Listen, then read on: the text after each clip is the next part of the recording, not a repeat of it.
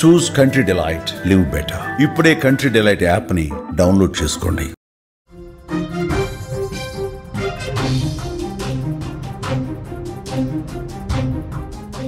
Breaking news చూస్తున్నాం. ఉగ్రవాదుల చెరలో తెలుగువారు 6 రోజులైనా ఇంకా వాళ్ళ జాడ మాత్రం తెలియలేదు. ఆఫ్రికాలోని మాలి దేశంలో ఈ నెల 1న కిడ్నాప్కు గురయ్యారు. ఏపీ వాసులు కిడ్నాప్ చేసినటువంటి అల్-ఖైదా అనుబంధ సంస్థ జేఎన్ఐఎంగా తెలుస్తోంది. ఉగ్రవాదుల చెరలో మొత్తం 3 భారతీయులు ఉన్నారు. కుటుంబ సభ్యుల్లో ఆందోళన నెలకొంది. ఉగ్రవాదులు భారీగా డబ్బులు డిమాండ్ చేస్తున్నట్టుగా సమాచారం వస్తుంది. అల్-ఖైదా అనుబంధ సంస్థ జేఎన్ఐఎం ఉగ్రవాదులు కిడ్నాప్ చేశారు. ఆఫ్రికాలోని మాలి దేశంలో తెలుగువారి కిడ్నాప్ ఘటన ఇప్పుడు ఉత్కంఠ రేపుతోంది. 6 రోజుల క్రితం కిడ్నాప్కు గురైన వారి ఆచూకీ ఇంకా తెలియటం లేదు. దీంతో కుటుంబ సభ్యుల్లో ఒక ఆందోళన నెలకొంది. ఈ నెల 1న ఫ్యాక్టరీలో అల్-ఖైదా అనుబంధ సంస్థ జేఎన్ఐఎం ఉగ్రవాదులు చొరబడి ఏపీకి చెందిన అమరలింగేశ్వరరావు వెంకటరమణతో పాటు మహారాష్ట్రకు చెందిన వెంకటేశ్వరరావును కిడ్నాప్ చేశారు. కిడ్నాప్ అయిన వాళ్లలో అమరలింగేశ్వరరావుది పల్నాడు జిల్లా మాచర్ల మండలం జమ్మలమడక గ్రామం. ఆయన భార్య పిల్లలు ప్రస్తుతం హైదరాబాద్లోనే ఉంటున్నారు. అమరలింగేశ్వరరావుకు సుమారు 20 సంవత్సరాల క్రితం తెలంగాణ రాష్ట్రం మిర్యాలగూడకు చెందిన వెంకటరమణతో వివాహం జరిగింది. ఆయన 10 ఏళ్ల క్రితం మాలి దేశానికి ఉపాధి కోసం వెళ్లారు. అక్కడ డైమండ్ సిమెంట్ ఫ్యాక్టరీలో మెకానికల్ సూపర్వైజర్గా పనిచేస్తున్నారు. ఆయన పుట్టినరోజు నాడే ఉగ్రవాదులు కిడ్నాప్ చేశారు. వెంకటరమణ ఆంధ్రప్రదేశ్కు చెందిన వ్యక్తే కానీ ఒడిశాలోని గంజాంలో స్థిరపడ్డారు. గతేడాది ఆయన మాలికి వెళ్లి డైమండ్ సిమెంట్ ఫ్యాక్టరీలో పనిచేస్తున్నారు. ఇద్దరి ఆచూకీ ఇప్పటివరకు దొరకపోవడంతో కుటుంబ సభ్యుల్లో ఒక టెన్షన్ అనేది కనిపిస్తోంది. కన్నీరు మున్నీరుగా వెలిపిస్తున్నారు. అమరలింగేశ్వరరావు కిడ్నాప్ వార్త విని ఆయన తండ్రి కుప్పకూలినటువంటి పరిస్థితి. ఉగ్రచర్య నుంచి విడిపించి స్వదేశం రప్పించాలని కేంద్ర రాష్ట్ర ప్రభుత్వాలను వేడుకుంటున్నారు. బాధిత కుటుంబ సభ్యులు కేంద్ర మంత్రి కిషన్ రెడ్డిని కలిశారు. తమ గోడు చెప్పుకున్నారు. కేంద్ర విదేశాంగ శాఖకు కిషన్ రెడ్డి లేఖ రాశారు.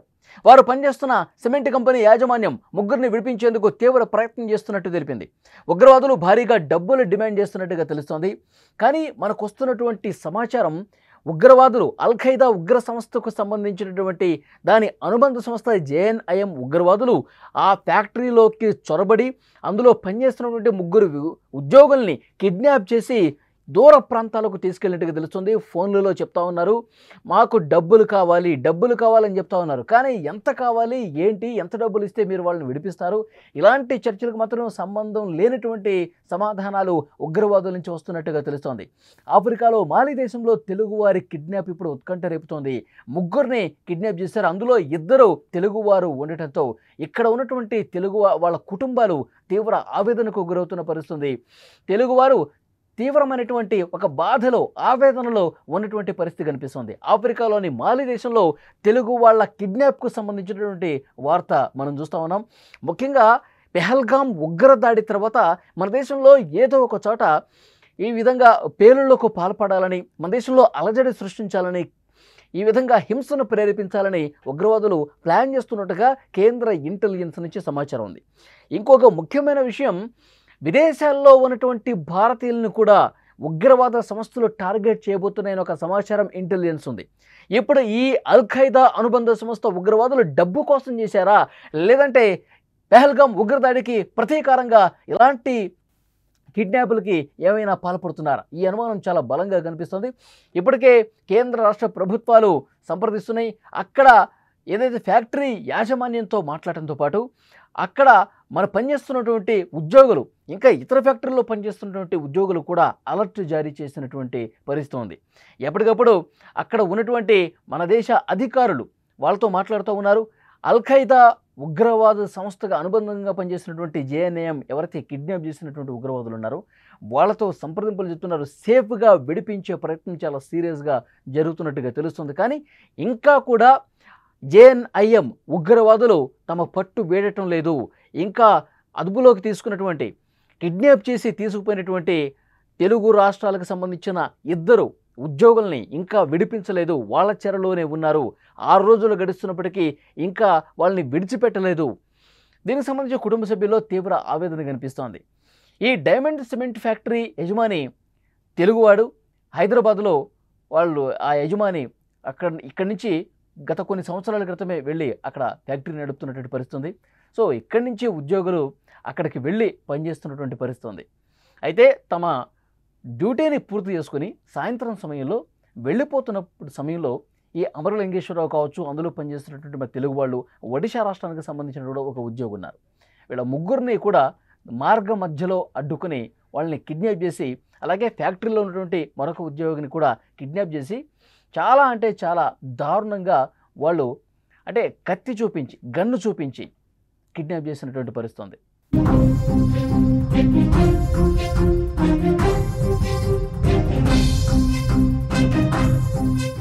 ఆఫ్రికాలోని మాలి దేశంలో తెలుగువారి కిడ్నాప్ అనేది ఉత్కంఠ రేపుతోంది. 6 రోజులు గడిచాయి, కానీ కిడ్నాప్ అయిన వాళ్ళు ఇంకా ఎక్కడున్నారో తెలియని పరిస్థితి. కుటుంబ సభ్యుల్లో ఆందోళన అనేది కనిపిస్తోంది. వాళ్ళని ఏదో రకంగా విడిపించే విధంగా ప్రయత్నాలు చేయండి అంటూ కుటుంబ సభ్యులు నాయకులను కలుస్తున్నారు. కిషన్ రెడ్డిని కలిశారు. కేంద్ర రాష్ట్ర ప్రభుత్వాలు కూడా అక్కడ ఉన్నటువంటి అధికారులతో మాట్లాడుతున్నారు, ఆ దేశ ప్రతినిధులతో మాట్లాడుతున్నారు. అయినప్పటికీ కూడా అల్ ఖైదా ఉగ్రవాదులు ఇంకా ఏమీ చెప్పట్లేదు. వాళ్ళు డబ్బులు డిమాండ్ చేస్తూ ఉన్నారు, కానీ డబ్బులు ఇస్తే విడిపిస్తారా, దీనికి సంబంధించిన సమాచారం కూడా ఏమీ చెప్పట్లేదు. పెహల్గాం ఉగ్రదాడికి వాళ్ళు ఏమైనా ప్రతీకారం తీర్చుకునే ఉద్దేశంతో భారతీయుల్ని కిడ్నాప్ చేశారా, ఈ కోణంలో కూడా కేంద్రం చాలా సీరియస్గా తీసుకుంది. చాలా సీరియస్గా డిస్కషన్స్ అన్నీ కూడా జరుగుతున్నాయి. ఆ ఉగ్రవాదులతో ప్రతి క్షణం అనునిత్యం చర్చలు జరపండి, భారతీయులకు ఏం కాకూడదు, వాళ్ళని సురక్షితంగా విడిపించే బాధ్యత తీసుకోండి అంటూ ఎప్పటికప్పుడు సంప్రదింపులు జరుపుతున్నాయి. కానీ ఇంకా 6 రోజులు గడిచినా వాళ్ళ నుంచి కనీసం అంటే కనీసం సానుకూల స్పందన రానటువంటి పరిస్థితి కనిపిస్తోంది. ఇక్కడున్న తెలుగు వాళ్ళు తీవ్ర ఆవేదనతో ఉన్నారు. సిమెంట్ ఫ్యాక్టరీకి అక్కడ పనిచేయడానికి వెళ్ళారు. అమరలింగేశ్వరరావు అనేటువంటి ఉద్యోగి అసిస్టెంట్ మేనేజర్గా అక్కడ పనిచేస్తూ ఉన్నాడు. ప్రస్తుతం ఉగ్రవాదుల చెరలో ఉన్నాడు. జూలై 1వ తారీఖు అతని పుట్టినరోజు నాడే కిడ్నాప్ కావడంతో కుటుంబ సభ్యులు ఆవేదన అంతా ఇంత కాదు, కుటుంబ సభ్యులు తీవ్ర ఆందోళనలో ఉన్నారు.